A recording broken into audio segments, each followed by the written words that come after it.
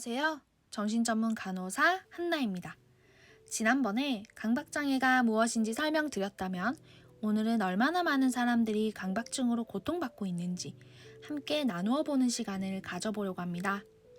용자님들 잘 찾아오셨습니다.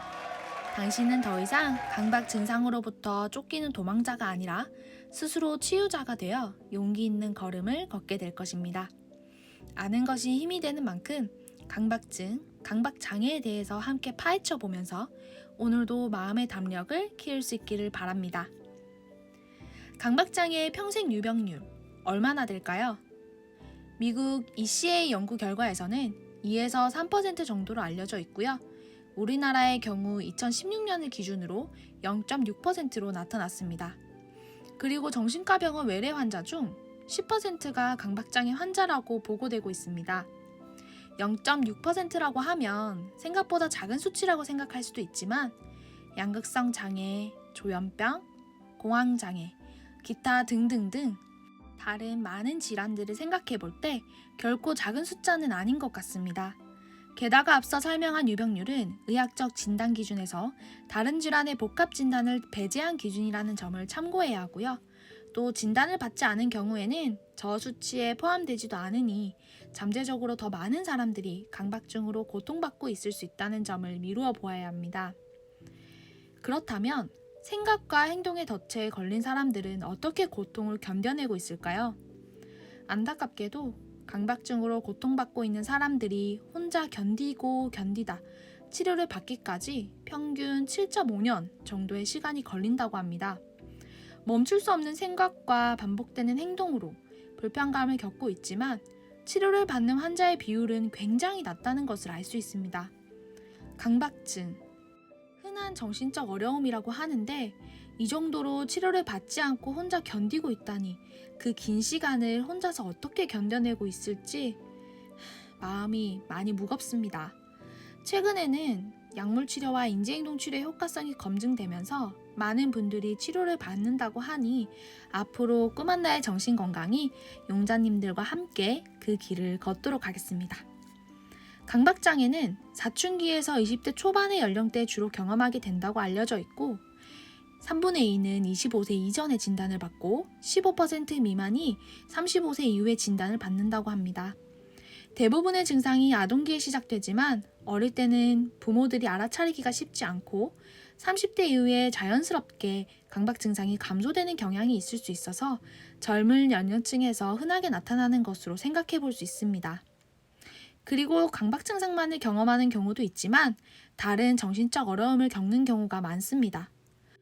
우울증을 함께 겪는 경우가 67%나 되고요. 사회공포증을 겪는 경우도 25%나 된다고 합니다. 강박 증상으로 인해서 우울감을 느끼거나 사회적 관계의 어려움으로 인해서 사회 공포증을 겪게 되는 것인지는 조금 더 연구를 살펴보아야 하겠지만 강박 증상을 경험하면서 동시에 우울감과 같은 기분 변화나 사회 공포증을 함께 경험한다는 건 생활에서 힘든 시간을 겪고 있음은 분명한 것 같습니다. 저와 상담했던 분들 중에서도 강박 증상으로 인해서 어려움을 겪는 분들이 많았어요. 하루 종일 열쇠가 가방에 잘 들어있는지 확인하거나 문을 잘 잠궜는지 몇십 번을 돌아가서 다시 문을 잠그거나 자신이 했던 말을 잊어버릴까봐 계속해서 메모를 하거나 녹음을 해야 된다든지 서랍 문을 닫으면서 같은 자리를 3번 이상은 눌러주어야 안심이 된다든지 책에 적힌 단어 하나에 생각이 꼬리를 물어 최악의 상황을 떠올린다든지 이외에도 떨쳐지지 않는 강박적인 생각과 반복되는 강박 행동으로 인해서 고통받고 있었어요. 그분들께서 상담을 하면서 물었던 질문이 저 같은 사람이 또 있나요? 다들 저보다 심하지는 않죠? 였어요. 그리고 이어서 하는 얘기가 내 생각 하나 조절하지 못한다는 게 한심합니다. 하루 종일 행동을 반복하느라 아무것도 할 수가 없습니다. 라며 자책하거나 감정적인 어려움을 많이 호소하셨어요. 그럼에도 그분들께서 용기를 내서 자신의 불편감에 관심을 가지고 치료 방법을 찾아보거나 약물 치료와 인지행동 치료까지 할 수 있는 방법에 도전한다는 게 얼마나 대단하게 느껴졌는지 몰라요. 포기하지 않는 것에 감사하기도 했고요.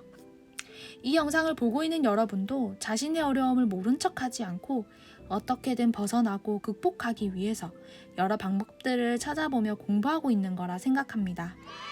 관심을 가지고 찾아본다는 것만으로 이미 용기를 가진 분들이십니다. 저는 여러분의 용기에 무한 박수를 드리고 싶습니다.